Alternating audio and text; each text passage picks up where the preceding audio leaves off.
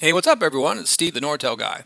So, want to talk to you today about users in TalkRoute.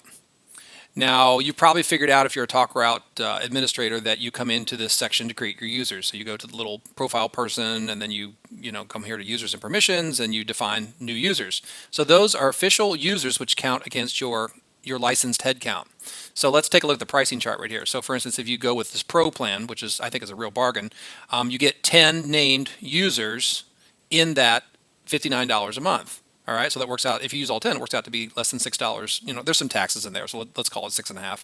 All right, so that's pretty good. But there's another way you can create users that does not count against that head count, and that's through forward. So I don't know if you've seen this yet or not, but if you come over to settings and then you go to forwarding phone numbers, what these are is the ability to create a person matched with their personal phone number that gets forwarded to. And then you can define it as an extension. So let's take a look at Barney. Okay, Barney Rebel right here. So I've set up Barney as a forward user. So he's not officially a user in the system, but he's defined here as a forwarded number. So what this means is that this persona, Barney Rebel, his mobile number is this number right here.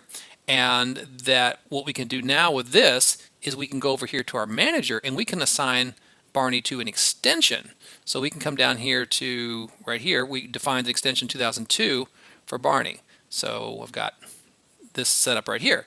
If someone calls our main auto attendant, thank you for calling ABC Company. You may dial your party's extension anytime. Well, if they dial 2002, it routes to that phone number. Now you might be thinking, oh, well that's good, but what if Barney has his mobile turned off? It's going to go to Barney's personal mobile voicemail, right? No, actually they thought ahead. So the way that the call answer works is that there has to be a touch tone pressed. So when the call presents to the user, and this is actually good because they'll know the difference between what's just a call for them, non-business versus one coming through the company auto attendant, is that it will say, call coming through, press one to accept, press two to decline. So if they press one, then they get it. If they press two, then it goes either, goes back into the ringing pool, like if you have them defined as part of a group, or it goes to whatever the defined departmental voicemail is. Now, Barney doesn't get his own voicemail, but he can have like a department voicemail. So you could redirect to maybe like if Barney's part of the field service group, you could have a field service voicemail. So that's really cool. The downside is that Barney doesn't have web access. He doesn't have the use of a soft phone, and he doesn't have access to the TalkRoute portal, whereas he doesn't have his own login. But he does have the ability to get calls through the system via an extension. Now, the downside is that if Barney needs to call somebody back, he doesn't have the application, the TalkRoute application on his mobile, so he can't assume the caller ID identity to make a callback. But if you've got somebody who works in the field and they typically receive a lot of inbound traffic and they don't need to have the app on their smartphone, and they don't need to have a soft phone on a computer, and they don't need to have their own voicemail, then forwards could be a really good option for those people. All right, so if you didn't know about that, I just wanted to point that out. It's really cool. Just to review one more time, so your forwards are created under settings, and so in the forwarded number section, what you'll do is you'll say we're going to make a new one right here. What we'll do is we'll put the phone number in here, give it some kind of description like John's cell phone. We'll click add. Then it will now be part of this menu. And then what happens is we go over to manager, and then we go down here to extensions. So let me make a new one. I'll say add a new extension, and we'll take 2003 and we'll assign this to, it always puts your primary forward in there by default, but once you add another one, you can delete that. So let me add, who are we going to do?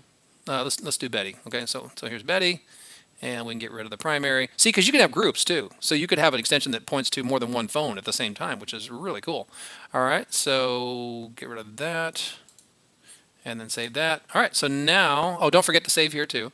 So save that, and then now extension 2003 is defined as a number that forwards to Betty. So when someone calls the main company number up here and gets the ABC welcome message, thank you for calling our company.